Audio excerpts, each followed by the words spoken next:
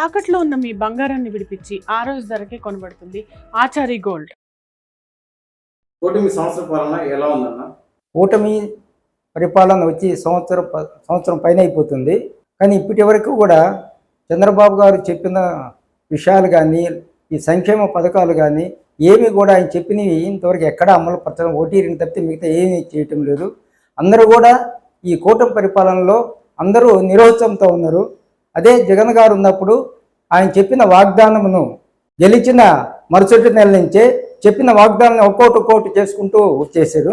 కానీ ఈ ప్రభుత్వంలో ఎక్కడ ఆ పరిపాలన జగన్ పరిపాలనే కావాలంటున్నారు. కానీ ఇప్పుడున్న ఈ కూటమి ప్రభుత్వంలో పవన్ కళ్యాణ్ గారు కానీ, చంద్రబాబు నాయుడు గారు కానీ ఎక్కడ ఈ ప్రజలకి కావాల్సిన సౌకర్యాలు ఏవి కల్పించడం లేదు.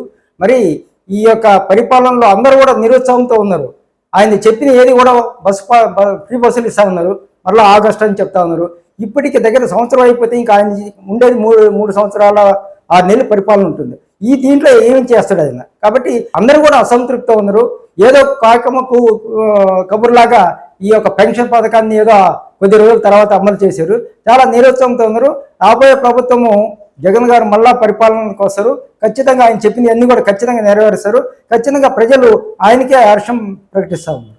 ఈ కుటుంబ ప్రభుత్వంలో ఏమైనా అరాచకాలు, అక్రమ కేసులు ఇలాంటి పెట్టడం ఏమైనా ఉందా? ఈ కూటమి ప్రభుత్వం వచ్చిన తర్వాత టోటల్గా అరాచకాలు ఎక్కువైపోయింది. ప్రతిరోజు టీవీలో చూస్తూ ఉన్నాము. కానీ ఎక్కడ కూడా కంట్రోల్ లేదు. పోలీసులు ఎక్కడ కూడా అధికారులకు వారు బానిసగా చేస్తున్నారు. కానీ ఎక్కడ కూడా ప్రజల్లో ఒక చైతన్యం కానీ, ప్రజలకు ఉన్న ఇబ్బందులు కానీ ఎవరు కూడా పట్టించుకోవటం లేదు. చెప్పింది కూడా దాని మీద వాళ్ళ మీద కేసులు పెట్టి వాళ్ళని భయపెట్టిస్తున్నారు. కానీ ఎక్కడ కూడా వాళ్ళకి కావాల్సిన రక్షణ కల్పించలేకపోతా ఉన్నారు.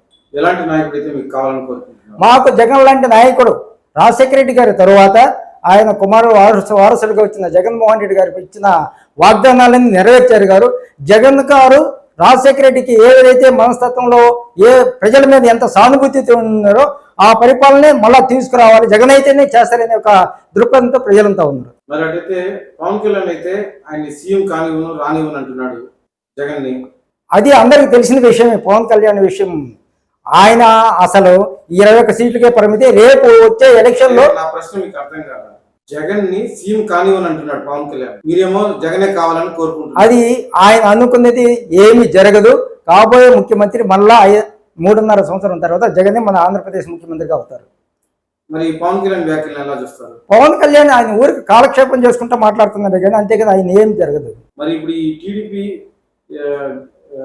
జనసేన, బీజేపీ ఈ మూడు పార్టీలు కలిసాయి కదా, వీరి పాలన అసలు బాగుందా బాలేదా? పాలన ఈ ముగ్గురు పరిపాలన ప్రజలందరూ చూస్తూ ఉన్నారు. ఎంత మాత్రం బాగుందనేది ఎవరు కూడా అందరు కూడా వాళ్ళకి అర్థం కావటం లేదు. సార్ మనం ఎందుకు వీళ్ళకి ఓట్లు వేసిన ఒక దీనిలో వచ్చిన్నారు ప్రజలంతా. కాబట్టి ఎవరు కూడా పరిపాలన ఎవరు హర్షించటంలో అందరూ బాధపడతా ఉన్నారు. ఈరోజు పైకి ఆడ నుంచి కింద స్థాయి కూలీ పనిచేసే వాళ్ళందరూ కూడా చాలా ఇబ్బంది పడుతున్నారు. కానీ వాళ్ళకి ఒకటే దొరికింది, ఈ బ్రాందీ షాపుల మీద ఇది చెప్పుకుంటా ఉన్నారు.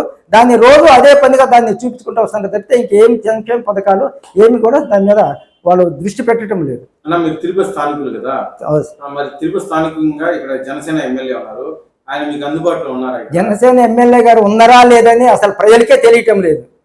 ఇంతకు ముందున్న ఎమ్మెల్యే గారు భూమన కరుణాకర్ రెడ్డి గారు తిరుపతి ఎమ్మెల్యేగా ఉన్నప్పుడు తిరుపతిని ఒక పట్టణ సుందరంగా హైదరాబాద్ కన్నా విజయవాడ కన్నా ఎక్కువ ప్రసిద్ధిగా చెందిన స్వామి సేవలు ఇక్కడ ఉంటూ ఈ యొక్క పట్టణాన్ని ఎంతో ఒక ప్రఖ్యాత స్థాయికి తీసుకెళ్లారు. అటువంటి ఎమ్మెల్యే గారిని వదులుకొని ఇక్కడ ప్రజలు ఈరోజు బాధపడుతున్నారు. అయ్యో మనం అనవసరంగా ఈయన శ్రీనివాసులు గారికి ఓటేసినాము, మనం మంచి నాయకుడిని, మంచి ఆలోచన జ్ఞానం ఉన్న ఎమ్మెల్యే కరుణాకర్ రెడ్డి గారిని మనం అనవసరంగా పోగొట్టుకున్నాం. కాబట్టి ఈసారి ఖచ్చితంగా ఈ ఎమ్మెల్యే ఉన్నాడా లేదని ఎవరికి కూడా ప్రజలకు తెలియటం లేదు. ఆయన ఎక్కడ కూడా ప్రజల్లో అందుబాటులో లేడు. కాబట్టి ఈసారి ఖచ్చితంగా మనం భూముల కరుణాకర్ రెడ్డి గారిని గెలిపించుకోవాలని చెప్పి ప్రజలందరూ కూడా ఇప్పటి నుంచి ఆలోచిస్తూ ఉన్నారు. మీరు బంగారం తాకట్టు పెట్టి ఆ బంగారం డబ్బులు కట్టలేక ఇబ్బంది పడుతున్నారా? ఆచారి గోల్డ్ వాళ్ళు మీ బంగారం కొని మీ లోన్ తీర్చి మిగిలిన డబ్బులు మీకు ఇచ్చేస్తారు. ఇంకెందుకు ఆలస్యం? ఆచారి గోల్డ్ ఈ నెంబర్స్కి కాల్ చేయండి.